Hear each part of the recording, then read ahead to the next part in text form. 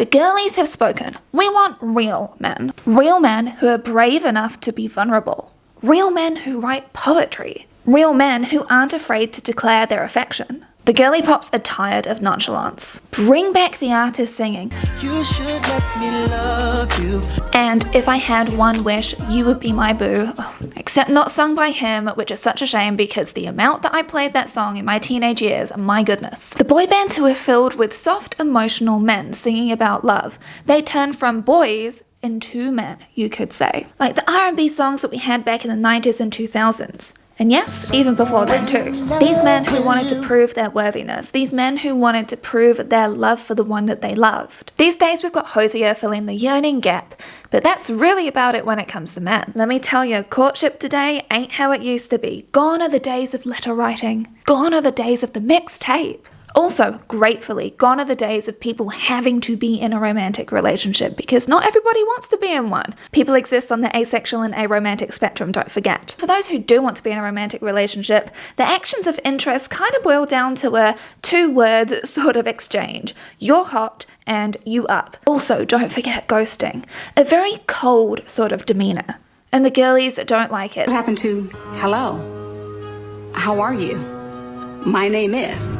They'd rather be off the market completely instead of having to settle for this nonchalant fire emoji wielding dude who doesn't reply, doesn't ask meaningful questions, and doesn't even organise a proper date. And let's face it, just wants you to ride his pony. The girlies are sorely yearning for romance and they're turning to books and media to escape to it. Speaking of yearning for romance and our need for escape, that brings me to today's sponsor, Love and Pies. It's a free to download mobile game where you're stepping into an unfolding drama. Your mum's cafe burns down under mysterious circumstances, and as you rebuild, you uncover a story full of unexpected twists and some seriously cute romance. You create recipes and serve customers these scrumptious creations by combining ingredients. And you get to transform the cafe to look exactly as you wish. As you can tell, I love to update my surroundings, like with this gorgeous second-hand lamp which I got for an absolute bargain. We love it. I've been decorating my cafe in this really cute whimsical style and it's been so much fun transforming the space. And the more tips you earn from customers, the more you can do to the cafe. It's honestly the perfect cozy escape. I love playing while winding down in the evening with a cup of tea. And there's always something new happening with time-limited events. If you love movies as much as me, you have to check out the movie premiere season pass. It lets you transform the town into the ultimate filming location. And you get to help heartthrob Miguel make his next big hit. Just click my link in the description box, pinned comment, or scan the QR code on screen now, and you can get started on your own adventure. And just for you, if you use my link and get to day 3 within the next week, you get 200 energy and 50 bonus gems. Thanks so much to Love and Pies for sponsoring today's video. Let's get back into it.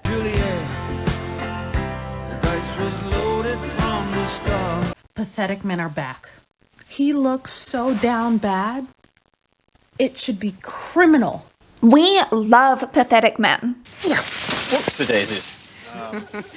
To quote Chelsea Sanchez for Harper's Bazaar, by pathetic, I'm referring to this specific breed of man whose ability to contain his desire for the story's heroine is laughably low. The telltale signs of a pathetic man are passionately clenched jaw and tortured, lingering stares. This man pines helplessly, instinctively, enthusiastically, as if a mere brush with the heroine's hand is enough sustenance to last him a lifetime. It's not enough to merely love. He must agonize. Oh, Mr. Churchill. Please, stay.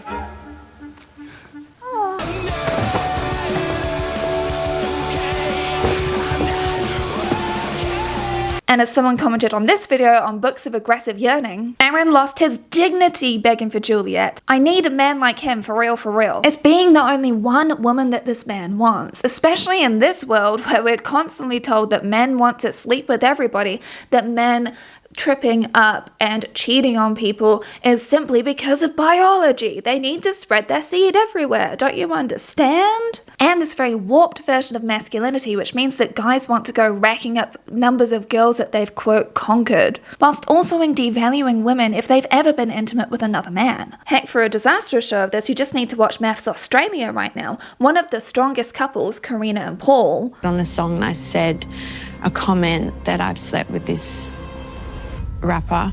We get home and Paul's really upset. Paul obviously got offended by it and felt a bit disrespected in how I said it. And I like instantly was like, I'm so sorry. And I just like jumped at him and hugged him and apologized. And I turned around and I went to bed, and that's when he got really angry and he, punched the wall. She couldn't give me my space, and I just absolutely lost it, and I just burst out outside the room, and I just ended up just punching a hole in the wall.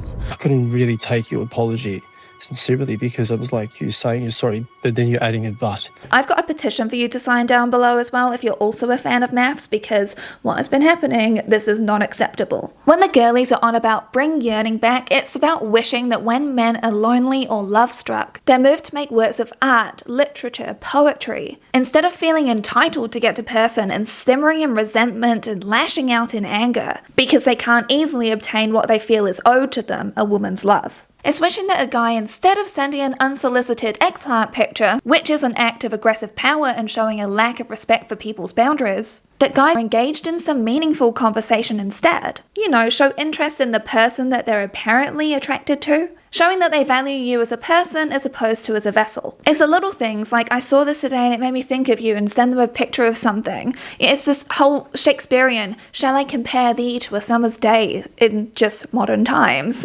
To yearn is to be vulnerable, to wear your heart on your sleeve, to want to only show kindness to the person that you're interested in, to want to look out for them and protect them and get to know them as a person. It's very different to lustful want. It's nothing about ownership, it's nothing about staking your claim in someone and seeing them as part of your property now. Instead, it's the want to woo them and be there for them. But I'm sure that some people really enjoy the anger and jealousy and rage and stuff. You actually sleep with this guy? Okay, stop it! Okay, that is enough. I see one more display of testosterone poisoning and I will personally put you both in the hospital. But that is something I'm going to be talking about in a future video. We can't deny the power of book talk when it comes to this resurgence in romance, and romantasy especially, and this seemingly insatiable need for a yearning, burning kind of love. You could very well say that we really do owe this to all of the fan fiction that happened, you know, on Wattpad and stuff, and all of the stuff that was happening on Tumblr, but the uptick in sales has really been significant, directly correlated to book talk. And yes, book talk has its own issues, and there are many people who have talked about that.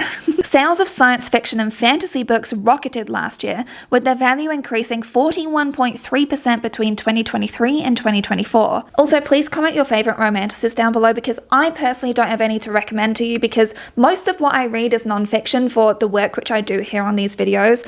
I typically have one escape book to dip into, for when I'm cleaning or if I'm driving or something. And currently it is this book, which I am absolutely enjoying. It's called One More Stop by Casey McQuiston, the same author behind Red, White and Royal Blue. And oh my goodness, it is chock full of yearning. And actually, you'll find that women are fantastic at writing about yearning. All you need to do is watch the movie Portrait of a Lady on Fire, right? Quand vous ne savez pas quoi dire, vous baissez la tête et vous touchez votre front. Et quand vous êtes troublé, vous respirez par la bouche.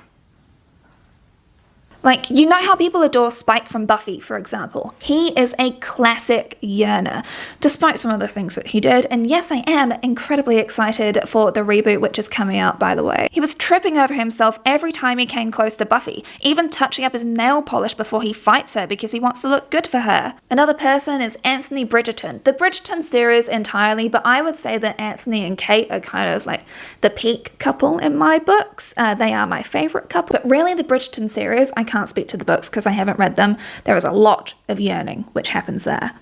You are the bane of my existence and the object of all my desires. And the most recent addition is the movie My Fault London, as a prime example of yearning. When you really think about it, there is a safety aspect to yearning as well, right? Because a lot of it happens at a distance. You know, it's through letter writing, it's through a playlist that has been made, it's looking at you admiringly across a crowded room. This distance, I personally think, helps women feel safer because there's none of the realities of anything like not being respected in the bedroom, like being treated badly joy after being in the bedroom. There's no being taken advantage of in the relationship, and there's no complacency in a relationship. And we have to be honest here, especially in times like this where violence against women and girls is ever increasing, and I will once again point you to this video here, which is a fundraiser, by the way, please go and watch it. Women are experiencing hatred from people who even want to date them. This entitlement almost to the point of men feeling emboldened to stalk and threaten women streamers. Like this, which happened last week, which all got caught on camera. And there are so many people that say, oh, well, just say no if you don't want them to keep on bothering you. Guess what was said? No. And that was when the violence escalated. And as I've talked to a lot of you about, especially when it comes to the safety concerns and why women especially will ghost, it's because of safety reasons.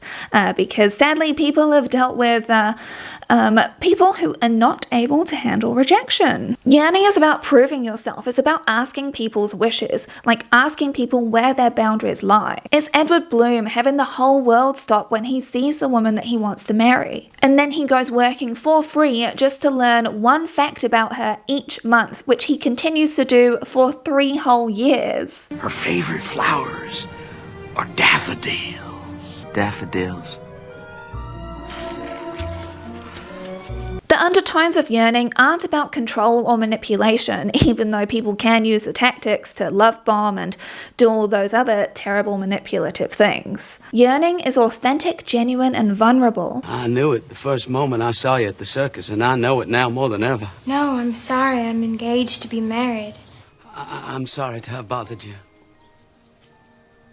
There's no manipulation like the game playbook of the 2000s. It's not about flashy cars or benching more, which ultimately just impresses other men rather than women. You're happy just in your thoughts about them and wanting to build a life together.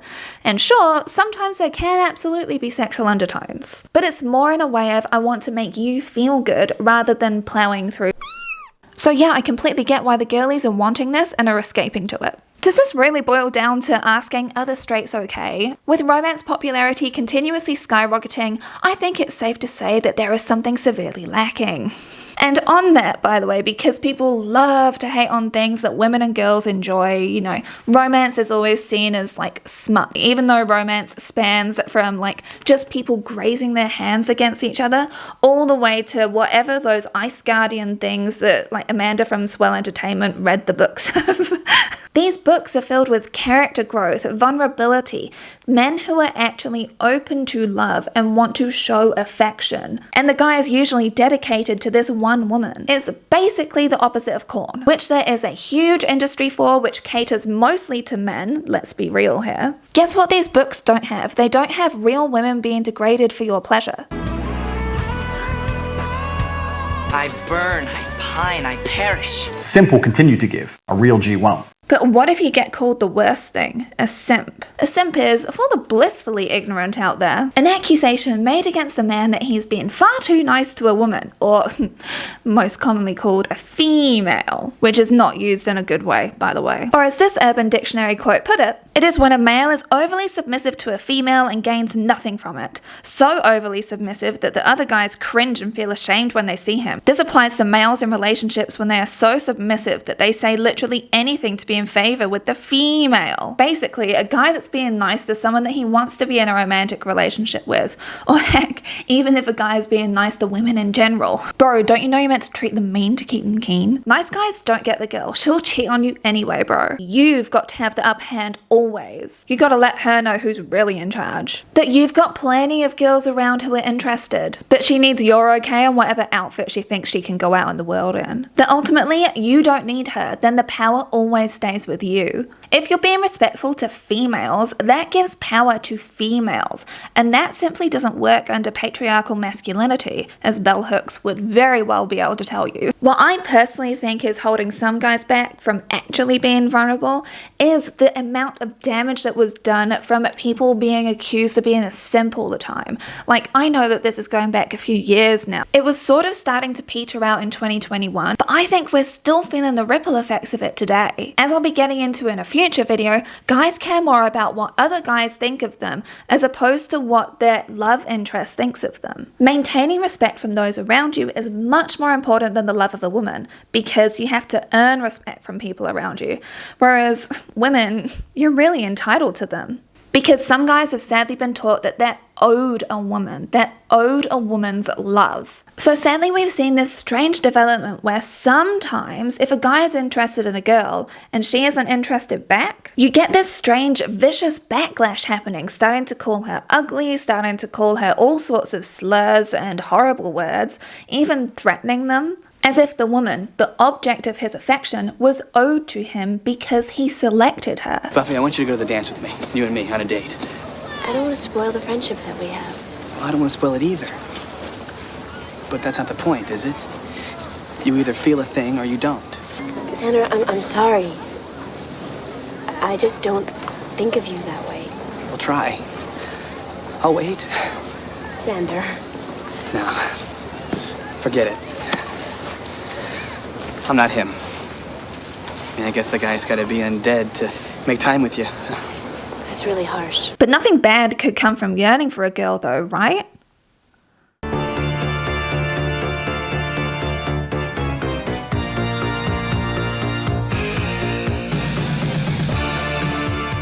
People often say that romantic movies are just horror movies but with attractive leads. Oh no. Stop staring, you're acting weird again. I'd say the issue comes in when the person yearning for the object, emphasis on object of their affections, It's not that I'm a jealous man. I just don't like other people touching my things! doesn't take their wishes to heart. They don't accept no. As Dr. Sanam Hafiz put it, they put the other person in a place of obligation that they never asked to be in. That's gross, especially when they're expecting attention or sex in return. No one deserves to feel trapped and uncomfortable, even if your actions, quote, look nice at face value. They create an idea of a person like Gatsby did towards Daisy. He pedestals Daisy to the point where he doesn't see the reality. She has to tell Tom that she never loved him. What? I can just get back to the start. I can find it again. That she ultimately doesn't care. I don't know why we can't just have fun like that again. You want too much. I love you now, isn't that enough? I can't help what's past. I did love him once, but I loved you too. Oh, you see, you've got her all excited now, don't you, old spawn? Daisy? Even alone, I can't say I never loved Tom. It wouldn't be true. It was about the idea of her rather than Daisy herself. Or as Cameron Diaz in The Holiday said so wisely. So I think you love the idea of you and me, but not so much me. Not me, not really. I will always be defending that movie. Or they want control like Eric, otherwise known as Phantom from The Phantom of the Opera. When you actually listen to what he's saying, My power over you grows stronger. His intentions and his wishes are incredibly clear. Secretly possess you. Leave all thoughts of the life you knew before. Only then can you belong to me. Your chains are still mine. You belong to me. It's about power over her, ownership, threatening her. I could have gone on for a day and an age about the lore behind Phantom and Andrew Lloyd Webber in general, but I'm sure that you've all seen Lindsay Ellis's videos on this. If not, I will have them linked for you down below. This is going way back in YouTube history times. You know, Andrew Lloyd Webber specifically wrote Christine for the woman that he cheated on his other wife Sarah with, Sarah Brightman. Yeah, his fixation on her, quite unhealthy, we could say.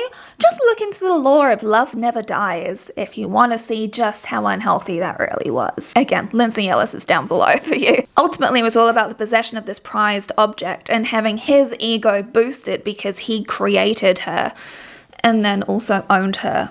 Don't get me wrong, I enjoy the Phantom musical, okay? I'm a musical girly. Or they yearn for them, but in a way where they have to change them in order for them to be with them. They try and separate them from their loved ones. Look at them. That's not your world. You belong in the shadows. With me. You know, like Spike in pre-season 7. And heck, Spike even has his own Phantom moment with this shrine to Buffy and like the prison which he has set up downstairs. I can just say 2 words to you, Buffy bot. Here's your specs. I swear, she's got everything he asked for. All the extra programming. All the extra programming, right? She'll do. I love you. You're mine, Buffy. Should I start this program over? Spike gets the idea in his head that getting Buffy to love him means he has to hurt others, and it also means forcing her to love him. I'm gonna prove something. Look at me. I love you. I'm drowning in your summers. I'm drowning in you. I'm gonna kill Drusilla for you. It means something. Not to me. Kill her, why do I care? If you don't admit that there's something there, then I'll untie Drew and let her kill you instead. The only chance you had with me was when I was unconscious.